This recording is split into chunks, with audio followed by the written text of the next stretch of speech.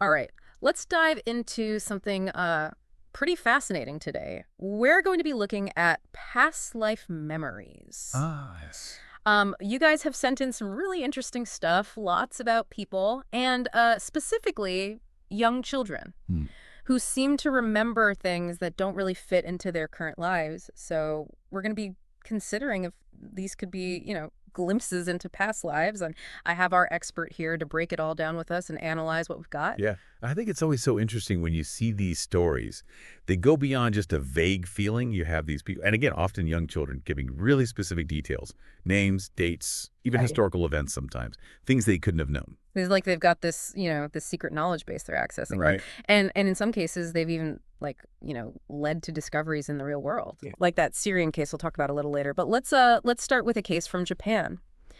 There was this 7-year-old boy who started talking about a past life that ended when he was 17 in a motorcycle accident. And this one is so interesting just because of how specific his memories were. Right. He didn't just say like, oh, I was in an accident. He described the type of motorcycle, the intersection. He even talked about the sound of the traffic light. Oh. That's not something a kid just makes up. It's like he was right there again. And his parents, they didn't believe him at first, Yeah. right? They Yeah. just thought, oh, he's got an active imagination. Yeah, they thought it was just a kid's imagination. Yeah. But what really convinced them was that he kept talking about it for 4 years, Oh, wow. and the details never changed. So it wasn't just a one-time thing. It was really ingrained in him, it seemed. And his mom, it's so touching. She was so affected by his story that she tried to find his mom from his past life. Like she wanted to give her some peace knowing that her son was in some way still out there. Yeah, it's powerful. These experiences really can have a huge impact on everyone involved. Not just the person, but their families, too. Yeah. Makes you think about life and death in a different way. It really does. Yeah. And they even tried to find the street he was talking about and looked into old accident reports, Mhm. but they couldn't really find anything concrete. And that's one of the problems with verifying these past life claims, right? Yeah. Memories can be tricky, and historical records aren't always complete, Yeah. especially for everyday things. And it's interesting that he remembered so much about the accident itself, but not things like his past life mother's face or his address. Yeah. Almost like the trauma of it, like blocked out other memories. Yeah, you see that a lot in these cases. A focus on a traumatic event, like maybe the emotions were just so strong in those final moments. Let's go to a case in the US now. There's a 2-year-old named James, and he started using the term drop tanks when he was playing with a toy airplane, Oh, a World War II plane. a World War II plane. Yeah. And his parents, they never taught him that, right? That's not something kids just pick up. No, not a common term. You don't hear that outside of military circles. Makes Like, you wonder where he could have learned that. right. Like he was remembering something from another life. And it didn't stop there. He started having these awful nightmares. He would wake up crying, talking about being stuck in a plane that was on fire after being shot down by the Japanese. Oh, wow. It's like he was reliving that experience. And he said in that life, his name was James, too, but that everyone called him Jack Larson. It's interesting that nationality seems to stay the same in these cases, like both of these boys. Hmm. You see that pattern in lots of stories. Maybe there's a link to a specific culture or place, like a pull towards a familiar setting, Yeah. Maybe even karmic patterns that we're working through across multiple lifetimes. Oh, okay. So these patterns, they repeat themselves. That's fascinating. And with James, it got even more detailed as he got older. He talked about his ship being called the Natoma, his plane being a Corsair fighter, and he even said he died during the Battle of Iwo Jima. And his dad did something remarkable. He decided to actually look into it. He went through all these World War II naval records, and he found a James Houston, Oh, who wow. died on March 3rd, 1945, serving on the Natoma Yeah. during the Battle of Iwo Jima. Wow. It's like all the pieces start coming together, Yeah. and there's more. He started drawing these super detailed pictures of naval battles and planes. I mean, he was so young. It's pretty amazing. It is. You can't just brush it off as a child's imagination. And get this, his father went to a Natoma crew reunion, and guess what? What? There was a Jack Larson who served with James Houston. Talk about confirmation. It's really unbelievable when you think about it. All those details, and they all line up. It's like, wow. But even with all of that, his memory started to fade when he was 11. He only had this vague sense of it all left, and Oh, a big interest in aviation. You see that a lot too, this fading of memories. Maybe as kids grow up and develop their sense of self in this life, the past life memories become less important, like they've served their purpose. Yeah. Right, like they've put him on a path. Yeah. But even that interest in aviation, that's still a connection to those past experiences, don't you think? Yeah, absolutely. Like a little part of that past life, the love for flying, is still with him today. Maybe it's even shaping his interests, his whole life even. Before we get into the research, there's one more case I want to mention. It's from Syria, where a 3-year-old boy said he had been murdered by his neighbor in a past life. This one, we don't have as much information about it, and there are strong cultural beliefs about reincarnation in that region. Yeah. It makes you think about how culture can influence our understanding of these things. Yeah. But the crazy thing is his dad actually believed him. He followed his son's directions to this hidden spot, and they found a body. Wow, leading to the capture of the suspected murderer.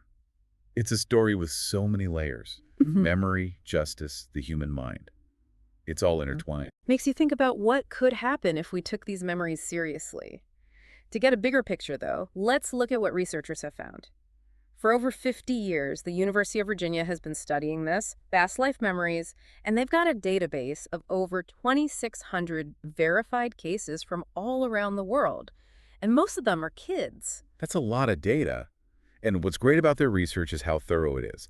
They're not just collecting stories, they're really analyzing them, looking for patterns and explanations that go beyond cultural beliefs. Right. And what they found is interesting. They found no link between religious beliefs and remembering past lives.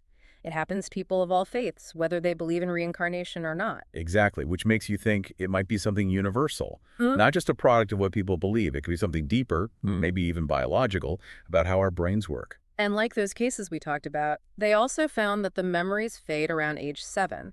So maybe there's a developmental aspect to it.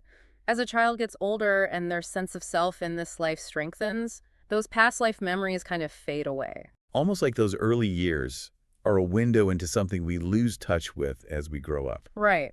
But even if we can't completely prove these stories, the University of Virginia study says it's important to take them seriously.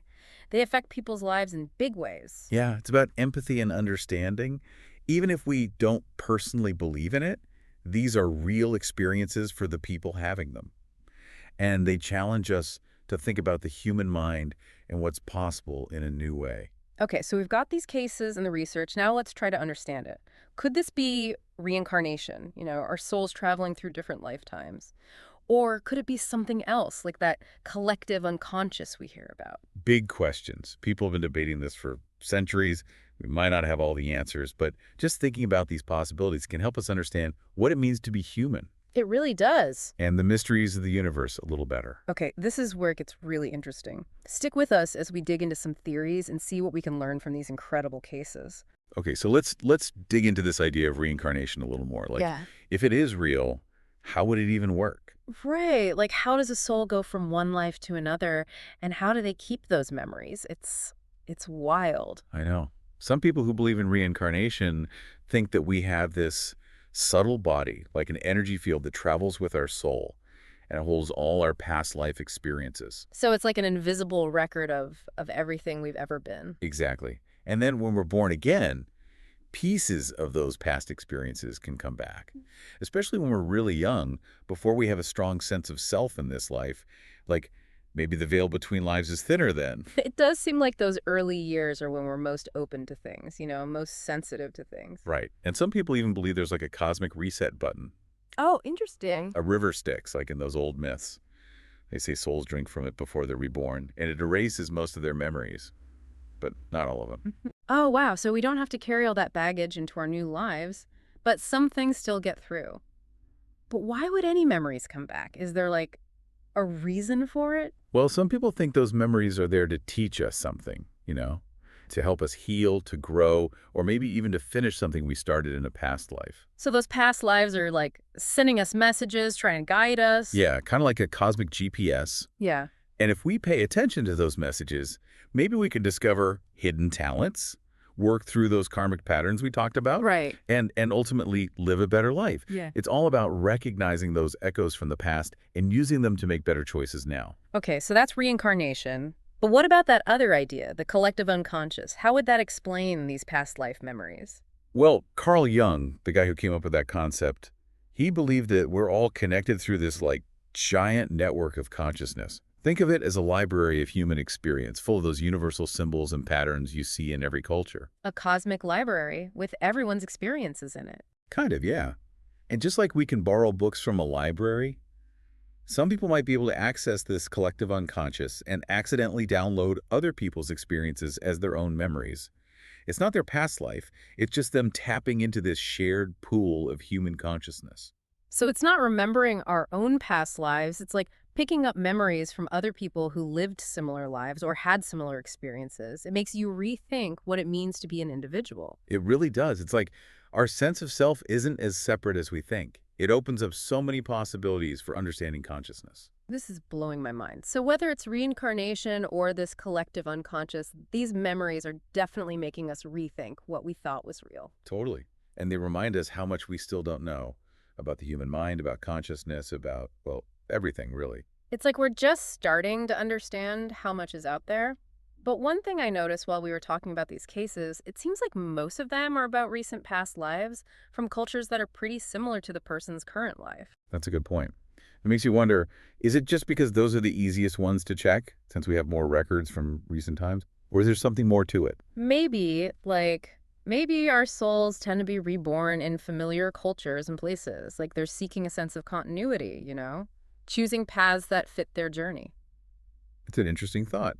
If reincarnation is real, it would make sense that souls would be drawn to environments and cultures that feel familiar, even if they don't consciously remember why. It's like coming home. So maybe that's why we don't hear as many stories about past lives from, like, ancient Egypt or medieval Europe. But what if, as we evolve, as humanity evolves, we start remembering more diverse past lives, lives that are further back in time or from different parts of the world? Wow, imagine that. Memories from lost civilizations, forgotten empires, even other planets. It's almost too much to think about. Like, the possibilities are endless. Maybe we have those memories inside us already, just waiting to be unlocked. Maybe. And maybe someday we'll figure out how to access and understand those memories using science and technology. We could learn so much about history, about culture, even about the nature of reality itself. Now that would be revolutionary. And who knows, maybe one day we'll even be able to choose our next lives. Yeah. Like, pick the experiences that match our goals and our dreams. Like designing our own destiny across multiple lifetimes. That would be incredible. It would change everything about how we see life and death. It's an idea that's been around for a long time in spirituality and science fiction, Yeah. but maybe it's not so crazy after all. Maybe the key is to learn more about consciousness, about the soul, and really understand how connected we all are. I think you're right. The more we learn about our minds and the universe, the more we realize how much we don't know. It's like we're on this amazing adventure of discovery, constantly pushing the limits of what we thought was possible. And who knows what we'll find next. So as we start to wrap up this deep dive, I want to leave our listeners with something to think about. Think about your earliest memories.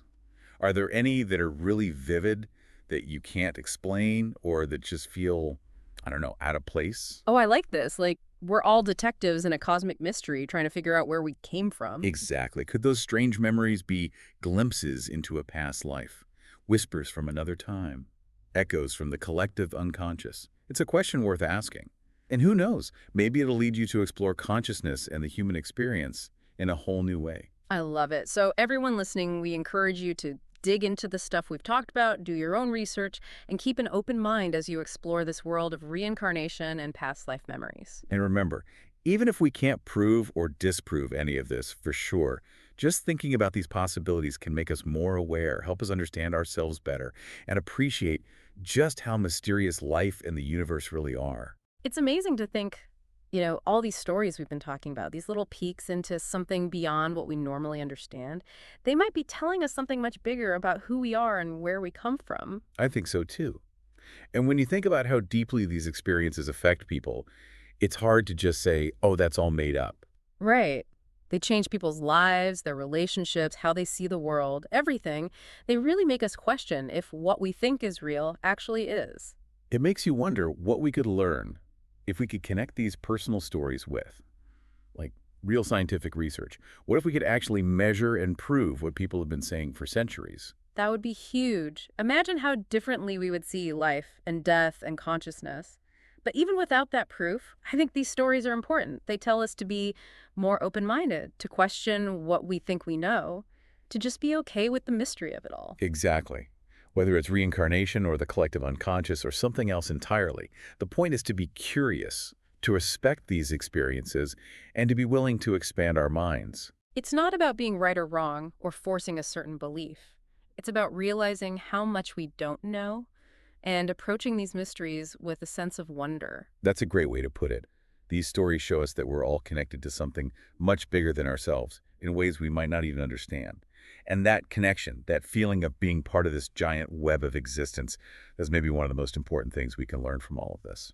So, as we wrap up our deep dive into reincarnation, memory, and all the mysteries of the human mind, I want to leave you with one last thought. As you go about your day, meeting new people, having new experiences, remember that there might be more to things than you see at first. What seems ordinary could actually be extraordinary. Yeah, and always stay curious. Question everything, explore, and be open to all the possibilities, even the ones we haven't discovered yet. Thank you all for coming along with us on this journey. It's been amazing to explore this topic with you. And until next time, may your curiosity lead you to even more knowledge and wonder.